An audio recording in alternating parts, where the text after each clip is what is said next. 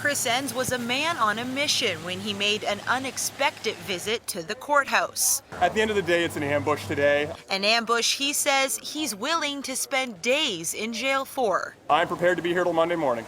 Enns owns this business in Halifax's North End. He says it's a medical cannabis resource center where members with prescriptions from licensed physicians can access medical marijuana.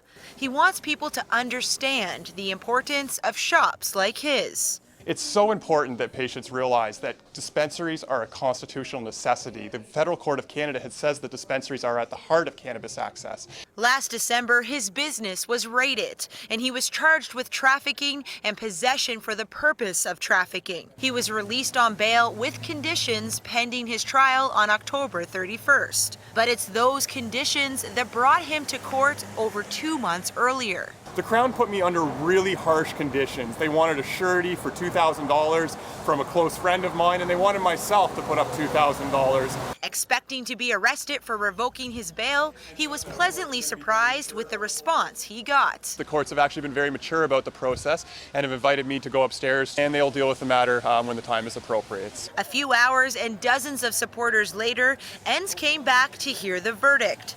The judge decided to let him meet with the Crown to review examples he provided of more lenient bail conditions from similar cases in Toronto. After I was able to sit down with the crowd, we concluded that we'll give him a few days to fact-check my story regarding these very liberal bail conditions that are happening in Toronto on very similar, arguably worse situations. The outcome of those fact-checking days will be decided on Friday, August 19th. Alexa McLean, Global News, Halifax.